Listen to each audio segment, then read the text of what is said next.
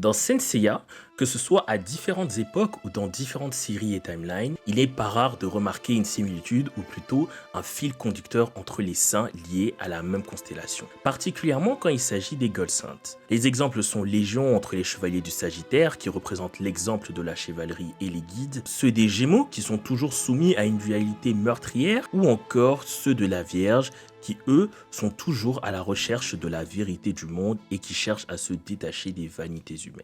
D'ailleurs, j'ai fait sur chacune des constellations précédemment citées une vidéo où j'explique ce que celle-ci représente dans le monde de Saint Seiya selon moi. Du coup, la constellation dont on va parler aujourd'hui, celle du Cancer, ne fait pas exception à ce que j'ai dit. Si on fait un sondage dans la communauté francophone, je pense que celle-ci se retrouvera parmi les plus détestées. Et c'est compréhensible entre Deathmask le perfide, Schiller l'égocentrique, en passant par l'excentrique Deathtoll, qui, bien qu'étant un saint que j'apprécie, reste controversé au sein de la commu française. Sauf que entre tous ces noms se trouve le seul qui, du début à la fin, a été fidèle à Athéna, le seul qui a été fidèle à la déesse de la guerre, mais qui à la fois est resté fidèle à lui-même. Celui qui cache sous sa carapace de mec arrogant, un peu mesquin, un grand cœur. Je parle bien évidemment du seul et unique Manigoldo. Bien que la constellation du Cancer reste une constellation qui n'est pas appréciée dans la majorité des francophones, enfin c'est ce que je pense, peut-être que je me trompe, Manigoldo, lui, est sûrement l'un des Gold Saints, toutes séries confondues, les plus aimés. Comme s'il était une lueur d'espoir parmi tous les cancers pour les fans appartenant à ce signe. Parce que même si en réalité, le personnage de Deathtoll parle beaucoup d'amour, pour moi, le vrai cancer sentimental, le vrai cancer aimant, le vrai cancer protecteur des âmes, c'est Manigoldo. Ça fait un moment que je voulais parler des cancers. Mais finalement, au lieu de faire une vidéo complète sur les cancers, j'ai plutôt choisi de m'attarder sur le personnage de Manigoldo. Je ferai peut-être, si l'envie m'en prend, et si ça peut vous faire plaisir aussi, une autre vidéo sur la constellation entière des cancers, bien que dans ces vidéos, j'ai pas mal, vous allez voir, je vais pas mal aborder ce côté-là quand même. En tout cas, si jamais vous avez envie d'en avoir d'autres, dites-le moi en commentaire et je réfléchirai sûrement à le faire. En tout cas, avant que cette vidéo commence, comme d'habitude, comme toutes les fois, je vous invite à venir me suivre sur tous mes réseaux sociaux, Twitter, Insta, Twitch et tout, on fait des lives, tout est en description. Sur ce, Ohayomina Seihiro, et aujourd'hui, on va parler de Cancerus no Manigoldo. チリアクタかや言ってくれるぜだが聞き覚えがありやがる俺か俺はキャンサーのゴールドセイントのマニーゴールドこれは戦争なんだぜ牛のやつが死んだのは単に弱かったからだろ Pour vous, la vie humaine et les humains sont-ils des déchets? La vie à laquelle on s'attache tant mérite-t-elle d'être vécue et chérie à ce point? Aujourd'hui, un humain normal vous dira bien sûr que oui. Tout humain que nous sommes sont attachés à cette vie, et ce, même si parfois celle-ci peut être bien malheureuse. Cependant, il existait au XVIIIe siècle un enfant qui pensait le contraire. Un jeune garçon qui trouvait que la vie était semblable à un rebut. Ce jeune garçon avait perdu toute sa famille, tous ses amis et tout son village. Un enfant qui voit sa patrie disparaître à petit feu et qui en est le seul survivant, à force de voir autant des siens mourir, finira par avoir un certain respect, mais aussi une profonde haine de la mort. La mort l'a tellement choqué qu'il finira par s'autoproclamer serviteur du dieu de la mort. Si les saints de la Vierge sont les chevaliers les plus proches des dieux, alors ceux du Cancer sont sûrement les plus proches des enfers, autrement dit, les plus proches de la mort. Si on se fie aux croyances astrologiques, le Cancer est quelqu'un d'émotionnel, mais aussi quelqu'un de protecteur. Celui qui défend ceux qu'il aime, et pour moi, le Cancer, parmi toutes les générations qui incarnent le mieux cette philosophie, c'est sûrement Manigoldo. Lui qui a cru connaître le désespoir, grâce à son maître sage, finira par se rendre compte qu'en réalité, il n'en était rien, et qu'il existait une peine encore plus grande que celle qu'il avait expérimentée. En effet, même s'il a tout perdu par la faute de l'armée d'Hadès, lui est toujours en vie et il y a donc toujours de l'espoir. Cependant, ceux à qui on a ôté la vie, eux, n'ont plus cet espoir. Le vrai désespoir, c'est la mort, tout simplement. C'est la disparition de ceux qui toute leur vie ont souffert et qui, une fois qu'ils ont été cueillis par la mort, pensent être en paix, finissent par souffrir pour l'éternité dans le Mekai, autrement dit les enfers. C'est pour ça que dans la série originale, Shun sera profondément ébranlé et choqué par la phrase inscrite à l'entrée du Mekai: vous qui franchissez cette porte, abandonnez tout espoir. C'est sûrement l'une des pires choses au monde. L'espoir, c'est la seule chose qui reste aux personnes qui n'ont rien, aux gens qui ont vécu toute leur vie dans la misère. D'ailleurs, c'est ce que font miroiter les religions de notre monde. La venue, à condition d'un bon comportement sur Terre, d'un monde meilleur. La promesse qu'en vivant humblement, sainement et en aimant l'autre, après notre mort, nous baignerons dans la plénitude éternelle. C'est un message d'espoir. Et ce n'est aussi pas très différent du cas des saints. Les chevaliers d'Athéna sont les chevaliers de l'espoir. Mais ici, on a vraiment affaire à toute la cruauté du monde de Senseiya. Un monde où femmes et enfants, même en ayant mené une vie misérable, sont obligés de souffrir. Un monde où un gamin ayant perdu sa patrie à sa mort souffrira encore plus. Un univers où ceux qui se sont battus pour l'amour et la paix sur Terre finissent congelés au Cocyte. Et oui, c'est ça Senseiya en partie. Quand on sait tout ça, on ne peut qu'en vouloir à la mort. Et c'est pour ça que Manigoldo a autant la rage contre Thanatos, car le frère de Hypnos, dans sa fonction de dieu de la mort, est en partie celui qui représente cette inégalité atroce qu'est la fin de vie. Contrairement à ce que pense Alone, la mort n'est pas une sorte de salut, c'est bel et bien un jugement. Qui sont les dieux pour manipuler les humains comme si c'était de vulgaires déchets? Qui sont-ils pour décider si après leur mort, ils doivent souffrir ou pas? Qui sont-ils pour les juger? Ce sont ce genre de questions qui enflamment le cœur de Manigoldo. Et c'est sûrement en ces questions que Manigoldo est similaire à Tenma, et j'irai même plus loin, c'est dans ces questions-là qu'il est similaire à Seiya. Si Deathmask est totalement le contraire de ce qu'est Pégase, on peut dire que Manigoldo, lui, a capté l'essence même des Pégases, le fait de se rebeller contre les entités suprêmes du monde de Senseiya, les dieux. Cette essence est également présente chez d'autres chevaliers d'or comme Elsie du Capricorne, mais le god chez qui elle est la plus présente est sûrement Manigoldo.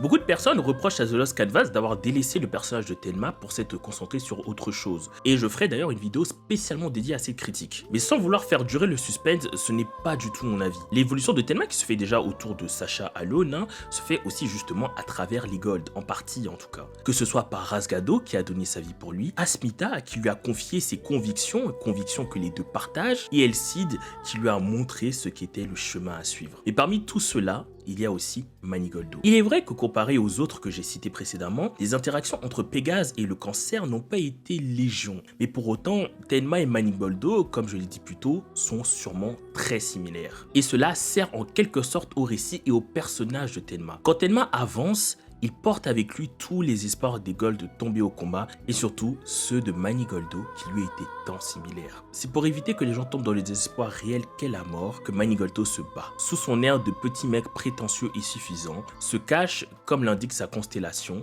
un protecteur ardemment convaincu. Je l'avais aussi dit en intro, mais Manigoldo, c'est celui qui remplit son devoir de saint tout en restant fidèle à lui-même et à sa personnalité. Il n'a pas peur, il ne se cache pas, il ne cherche pas à fuir. Au contraire, il cherche à avancer. C'est pour ça qu'il capturera Tenma quand ce dernier, pris par la culpabilité, tentera de s'enfuir du sanctuaire. Il essaiera de lui faire comprendre, à sa manière en tout cas, que ça ne sert à rien de fuir son destin et de vouloir régler les choses tout seul.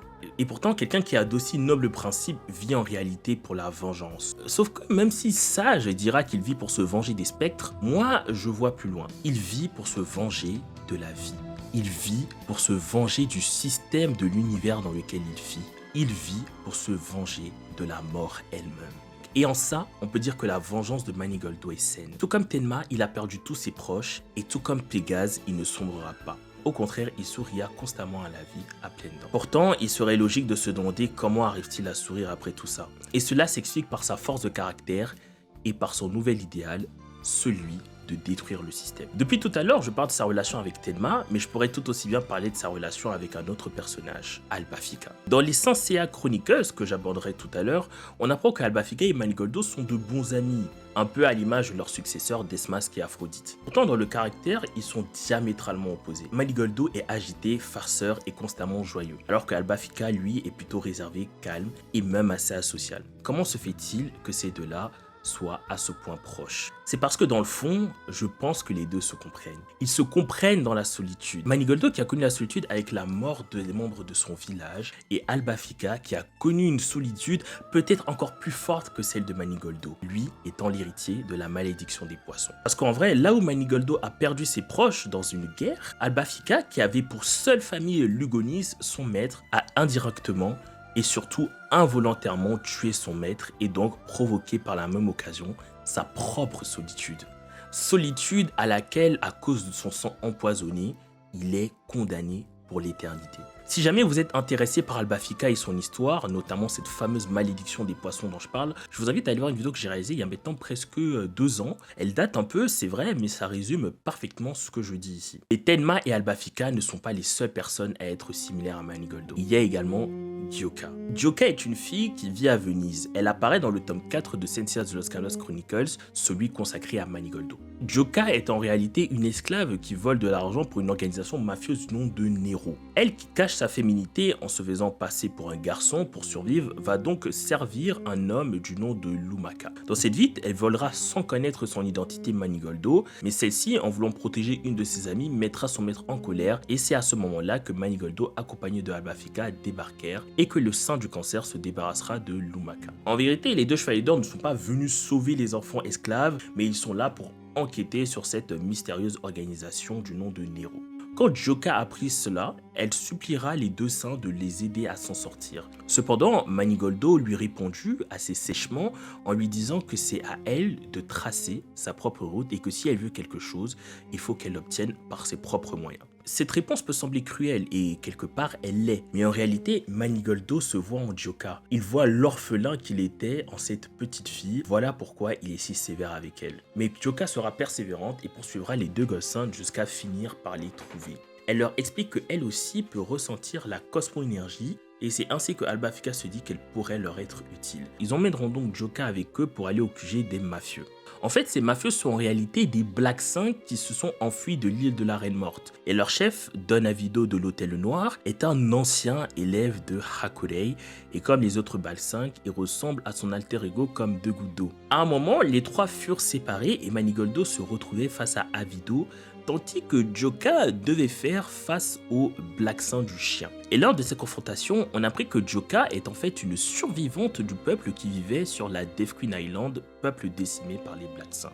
Elle est donc la seule à pouvoir détruire le masque protecteur de l'île. Pour ceux qui se demandent, c'est le masque que portait Gulti, le maître de Iki. Mais au lieu de le détruire, elle l'endossera et attaquera le Black Saint qui était devant elle. Black Saint qui sera au final tué par Albafika ensuite. Et le courage qu'elle a eu d'assumer cette responsabilité et d'endosser le masque lui venait de Manigoldo. Car comme elle le dit elle-même, Manigoldo a des convictions très fortes et il y reste attaché. Et comme lui, elle veut devenir forte et avoir des convictions qui le sont tout autant. Quant à Manigoldo, il affrontera dans un combat difficile Avido. À un moment, lui, Avido et Gyoka iront dans le Mekai. Mais Avido étant coincé, il devait faire un choix entre se rendre ou mourir. Ce qui au final, on va se dire, revenait quand même au même. Et pour rester fidèle à ses convictions, il décidera de sauter lui-même dans Yomotsu Hirasaka et ainsi d'y perdre la vie. Avido, pour moi, représente un peu tous les autres cancers comme Deathmask ou encore Schiller, des saints qui se sont laissés pervertir par les vanités de ce monde comme l'argent, la gourmandise ou encore la luxure. Et c'est peut-être ce que serait devenu Manigoldo si Sage ne l'avait pas recueilli. En tout cas, comme vous le savez tous, Manigoldo mourut en se sacrifiant pour détruire le corps de Thanatos. Et quelque part, on peut dire que Manigoldo, comme tous les autres saints, est mort pour l'espoir et non dans le désespoir. Voilà, cette vidéo est terminée, j'espère que vous aura plu. Comme d'habitude, vous connaissez la chanson, partage, like, voilà, si ça vous plaît, c'est le meilleur moyen de le montrer. Voilà, comme je vous avais dit, bon, les vidéos Sentia, vous voyez, je le dis à chaque fois, mais ça se réduit. Mais normalement, si tout se passe bien, en mars, fin mars, allez, si j'ai la foi, fin mars, vous êtes censé, je vous promets rien, mais il y aura la grosse vidéo sur Doko. La grosse vidéo sur les saints de la balance plutôt, il y en aura beaucoup. Enfin, dans ce cas, ce sera une grosse vidéo, plutôt plus pas, il y en aura beaucoup, mais ce sera une grosse vidéo. Donc après la balance, j'ai d'autres vidéos de prévues. En grosse vidéo, je sais pas si ce sera vraiment une grosse vidéo, mais par exemple celle sur Rasgado, sur les taureaux, plutôt pas sur Asgado, sur les taureaux. Il y a aussi celle sur le personnage de Tenma, parce que voilà, j'ai des choses à dire sur ce personnage, et je trouve on est beaucoup trop injuste quand j'entends que on dit ah non, mais Tenma, son développement, machin. Non, non, je suis vraiment pas d'accord avec ça, il faut que je m'exprime là-dessus. Ce sera pas une grosse vidéo, mais ce sera une vidéo, je pense, importante et tout. En tout cas, j'espère que voilà, que la chaîne vous plaît et tout. Je sais que je fais de moins en moins de vidéos de Sensei et que pour la communauté Sensei fan de ma chaîne, c'est un peu triste, mais voilà, j'en ai fait beaucoup pendant un an entier. J'ai fait presque que ça. Voilà, donc j'espère que quand même celle-ci vous plaît et le fait d'en avoir quand même une fois de temps en temps, ça vous plaît. Sur ce, voilà, n'hésitez pas aussi à venir me suivre sur tous mes réseaux sociaux, Twitch, Insta, Twitter. Et prenez soin de vous, portez-vous bien. C'était